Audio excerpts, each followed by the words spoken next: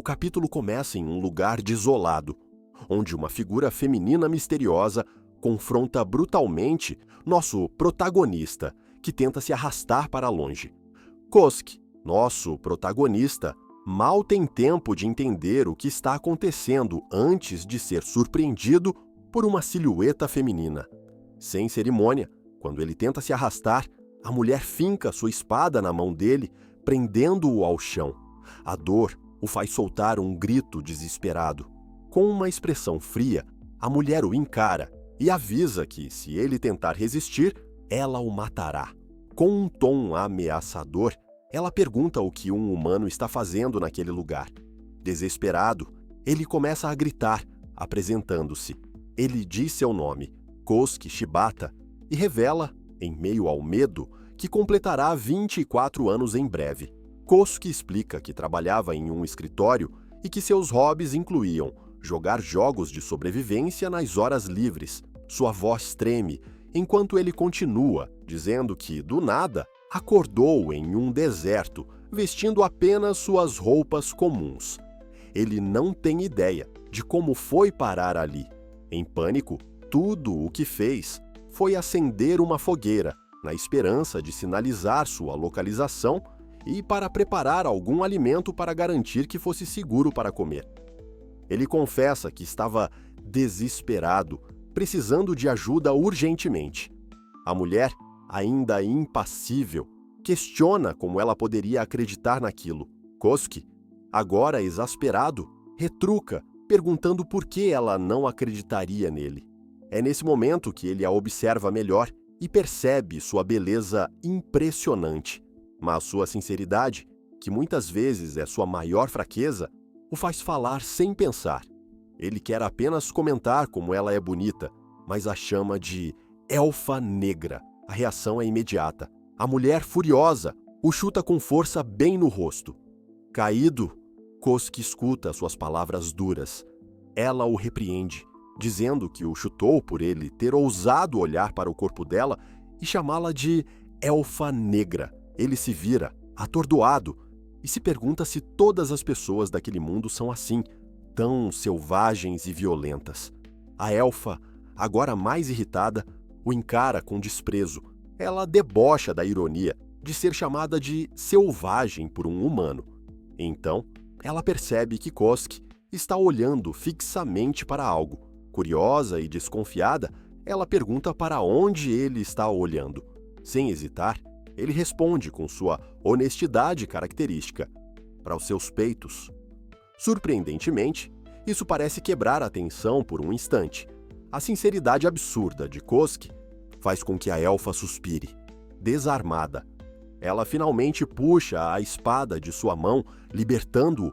Koski sente o alívio e começa a refletir sobre sua situação. Ele realmente não entende onde está. Quando abriu os olhos, Koski já estava em um deserto, e o céu era dominado por 2 enormes astros, um planeta ocupando grande parte da visão e outro menor, semelhante à Lua. Enquanto pensa, ele verifica o que tem consigo: seu smartphone, as chaves de casa e uma carteira com um pouco de dinheiro e um boleto. Ele até brinca consigo mesmo que, se tivesse como chamar um táxi, talvez conseguisse voltar para casa, mas que para isso ele ao menos precisava estar na Terra. Ele pondera que, se aquilo fosse um jogo, a situação não seria tão ruim. Porém, aquilo não é um jogo. A situação real é muito mais complicada. Ele não sabe o que esperar desse novo mundo. Lembrando-se de suas experiências em jogos de sobrevivência, ele decide que a primeira coisa a fazer é garantir um abrigo seguro. Com esse pensamento em mente, ele sai do deserto. Ao explorar a floresta, encontra uma área ampla e aberta, com uma árvore no centro. Ele decide que aquele lugar será sua base temporária. O dia ainda está claro, então ele começa a se preparar. Com gravetos e folhas secas, ele tenta acender uma fogueira usando técnicas primitivas. Ele improvisa um arco com o cordão da calça para girar o graveto e, após várias tentativas, consegue fazer uma chama. Já é noite e a fome começa a apertar. Kozuki se pergunta: o que fez para merecer aquilo, e porque ainda não recebeu nenhuma habilidade especial, como acontece nos típicos Isekai. Ao direcionar seu pensamento para os jogos que ele costumava jogar na Terra, ele imagina que provavelmente, pressionando a tecla E ou F, ele teria alguma interação com a fogueira. Para sua surpresa, um menu de criação aparece diante dele. Kosuke não acredita no que vê. Ele pensa em clicar novamente e o menu desaparece. Ao repetir o pensamento, ele reaparece. Ele descobre, maravilhado, que aquilo realmente funciona, como em um jogo. Animado, ele decide testar mais coisas. Ele pensa na tecla Tab e um menu de inventário aparece, mostrando seus itens e status. Com as opções à sua disposição, ele percebe que pode criar ferramentas simples com os materiais ao redor. Ele faz uma faca de pedra, um machado e até uma lança.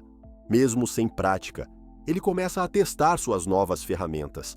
Nota como deve ou não usá-las e que acertar com o arco que criou não era tão simples. Ele percebe que, ao focar em um item, pode armazená-lo diretamente em seu inventário, uma função muito útil. Agora, ele não precisa carregar tudo nas mãos, facilitando sua exploração, além de ter uma aba numerada que servia como atalho. No dia seguinte, Kosuke decide que precisa de água. Ele experimenta mover-se usando as teclas W, A, S e D em sua mente e descobre que consegue correr mais rápido usando a tecla Shift. Ele até tenta pular com a tecla Espaço, conseguindo até mesmo um salto duplo, mas ao fazer isso para saltar uma grande rocha, acaba caindo de cara com um inimigo, assustando-se com um enorme lagarto que descansa no pequeno lago. O lagarto o persegue e Kosuke foge, pegando uma lança de seu inventário. Ele tenta atacar jogando a lança, mas o lagarto desvia. Em um momento de sorte, com uma arma reserva, ele atinge o interior da boca do monstro e, aproveitando o lagarto caído, o finaliza com um golpe de machado. Exausto, ele coleta os materiais do corpo do lagarto, que vão diretamente para seu inventário. Ele então volta ao lago e enche diversos cantis, acreditando ser o suficiente por um tempo. De volta à base, ele ferve a água que coletou e a transforma em água potável. Estranhamente, ao retirar do crafting, ela vem armazenada em garrafas plásticas. Sem querer pensar muito sobre, ele bebe, aliviando sua sede. Além da água, ele prepara a carne do lagarto, que havia derrotado mais cedo, e se sente satisfeito com sua primeira refeição desde que chegou. Ainda com algum tempo antes de anoitecer, Kosuke resolve trabalhar na sua base. Ele cria uma pá improvisada e começa a cavar um círculo ao redor de toda a área. Usando as suas habilidades, ele percebe que apenas por imaginar em usar pá como se estivesse em um jogo, todo o material coletado vai diretamente para seu inventário. Isso o deixa animado, pois coletar novos materiais desbloqueiam opções de criação automática no menu. Ele já começa a imaginar construir um forno, que poderia ser útil para processar metais e criar ferramentas mais avançadas. Com a base mais organizada, ele improvisa uma rede para descansar. Enquanto se deita, ele reflete sobre o que precisará fazer no dia seguinte: encontrar mais comida, descobrir fontes de ferro e sal e testar novas criações. Ele havia deitado para dormir e foi então que acordou com ela em cima dele. Com isso, ele finalizou a explicação. A elfa então diz acreditar nele, além de curá-lo, usando magia. Impressionado com aquele poder, Kosuke questiona se também é capaz de usá-lo. A elfa diz, porém, que não acha que ele seja apto para isso, o que o faz se sentir desesperançoso. A elfa então começa a andar e o chama, dizendo que é melhor ele vir junto com ela se não quiser ser encontrado por algum animal, ou até por outro elfo de sua tribo, e morrer instantaneamente. Sem questionar, ele acatou como uma ordem o que ela diz. Sem saber como chamá-la, Kosuke pergunta seu nome. Nesse momento, a elfa se desculpa por não ter se apresentado e diz que, como todos a conhecem, ela se esqueceu desse hábito. Por fim, ela revela seu nome, Silfiel, uma das guardiãs da floresta, conhecida como Bruxa da Floresta Negra. Kosuke, que decidiu seguir Silfiel, estava com dificuldade, pois estavam andando o dia todo. Ao pedir para esperar, ela questiona sobre a sua masculinidade. Isso incomoda um pouco Kosuke. Só que nesse momento ela pede para ele se aproximar e dar uma olhada, pois já haviam chegado em sua vila. Do topo do penhasco, ele nota como é a vila. Havia ali uma grande área construída e um centro cercado. Em sua mente, ele já imagina uma recepção calorosa, já que ele, afinal, é alguém vindo de outro mundo. Silfiel joga para ele um colar e pede para ele usar. Ele a questiona se aquilo é algum tipo de moda. Ela fala para ele pensar naquilo como uma espécie de encantamento que protegerá sua vida, falando que deveria estar agradecido. Ao chegar na vila, a recepção foi muito diferente do que ele pensou. Os habitantes o esperavam com tochas e armas, gritando palavras como "matem ele" e "queimem ele". Kosuke não entende, enquanto Silfiel simplesmente pede para todos aqueles semi-humanos saírem do caminho. Certo momento, ele diz para Kosuke esperar, pois precisa conversar com o guarda. Ele está assustado, pois em sua volta há dezenas de semi-humanos pedindo por sua morte. Outro elfo então diz que está lotado ali e pede para seguir, levando até um lugar isolado em meio aos barracos. Ao chegar no lugar mais aberto, o elfo chuta Kosuke, o derrubando. Kosuke questiona o que o elfo está fazendo e então é cercado por um grupo de semi-humanos e monstros. Kosuke consegue sentir a sede de sangue e a intenção assassina de cada um ali e, quando pensa que tudo está perdido, algo cai do céu. Silfiel então aparece no meio da fumaça, questionando o que eles estão fazendo. Pisando em Kosuke, que está caído, ela diz que aquilo é dela. Tendo um colar puxado por uma corrente, Kosuke sente que não consegue respirar e grita que aquilo está o machucando. Silfiel, no entanto, o ignora e continua direcionando as palavras para os outros sub-humanos e monstros que estavam, dizendo que ele é propriedade dela e que ninguém, além dela própria, pode brincar com ele. Já longe do assentamento, Kosuke comenta como aquilo foi cruel, e ela diz que realmente precisava ter certeza se os enganaram.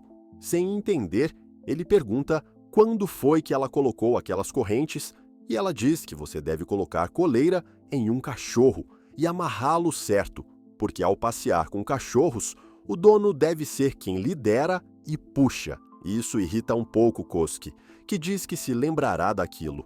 Mudando de assunto, ele pergunta o que é aquela situação.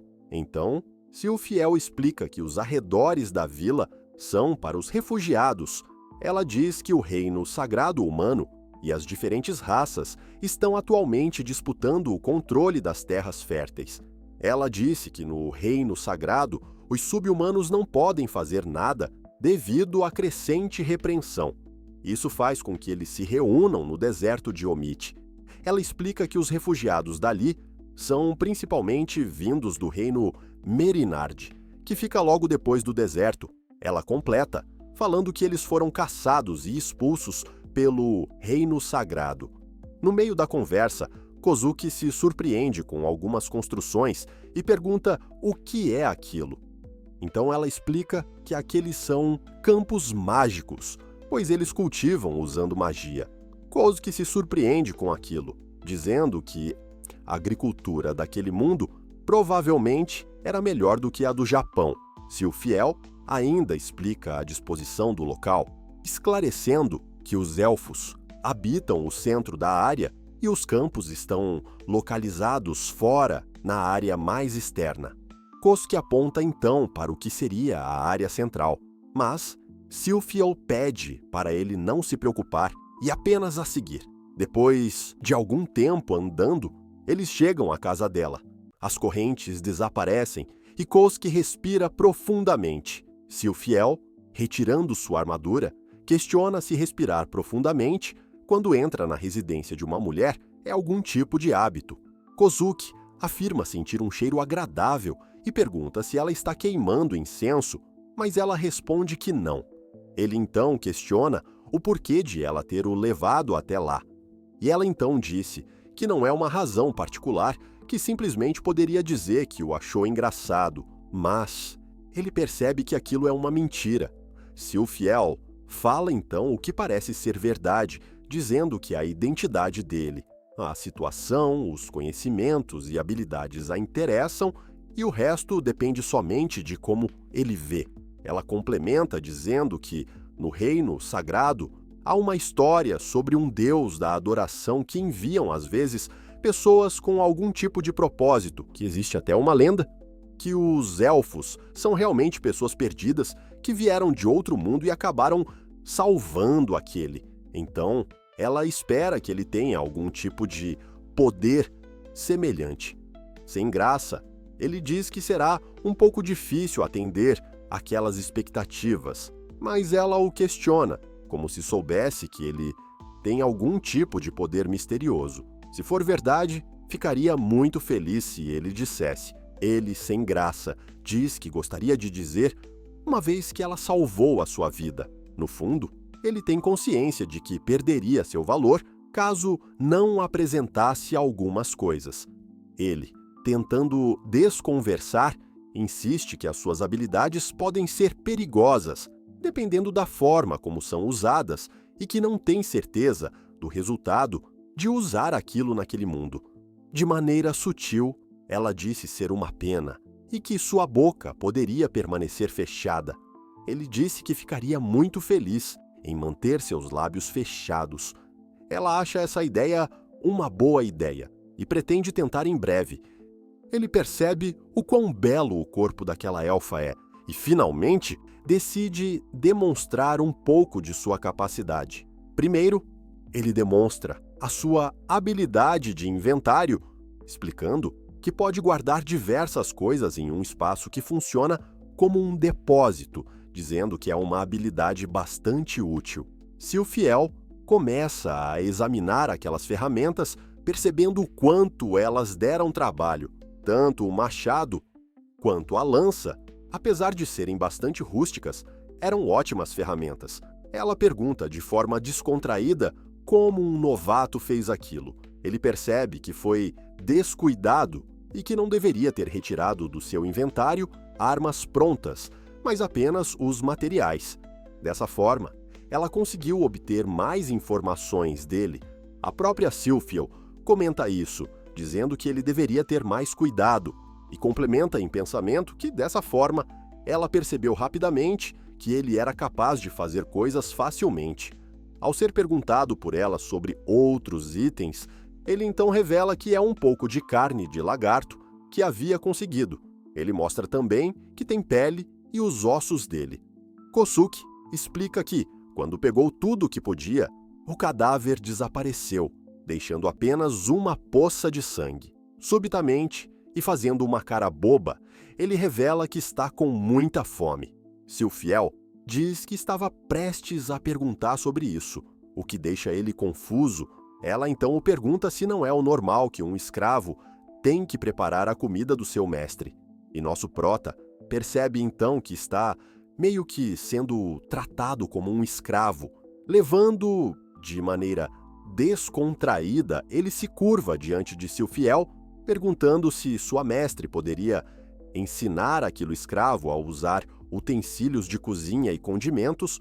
Respondendo também de maneira descontraída, ela disse que não tem escolha, mas que só iria ensinar uma única vez, que era para ele prestar atenção. Após a refeição, Silfiel elogia Kosuke, dizendo que ele saiu muito bem sendo sua primeira vez, e ele agradece. Notando que já é tarde, ele pergunta onde deve dormir e pergunta se pode colocar uma rede na sala de estar.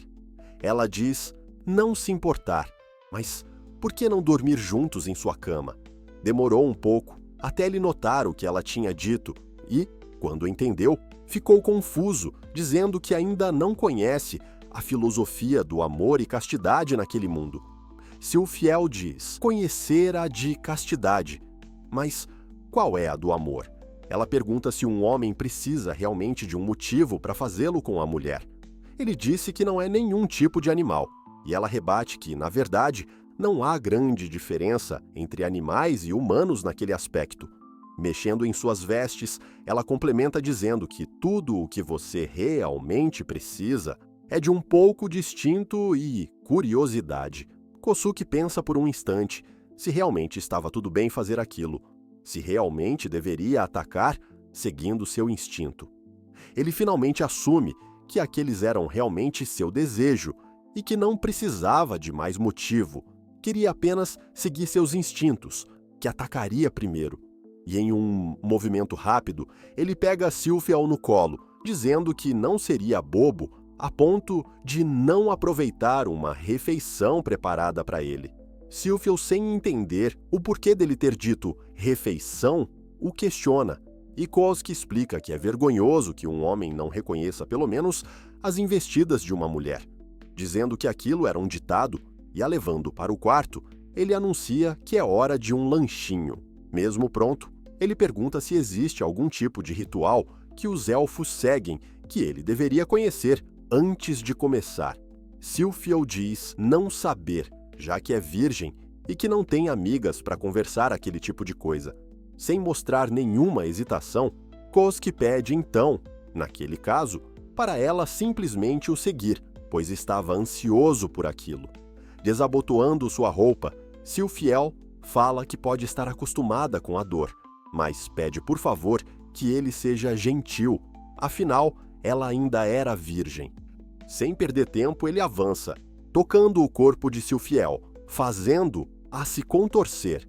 No meio do ato, ele questiona como deve chamá-la, de Sylphiel ou de mestre. E por mais que ela diga que pode ser chamada de Sylphiel, se estiverem sozinhos, ele decide chamá-la de mestre, fazendo Sylph comentar se o orgulho de Kosuke é realmente tão pequeno.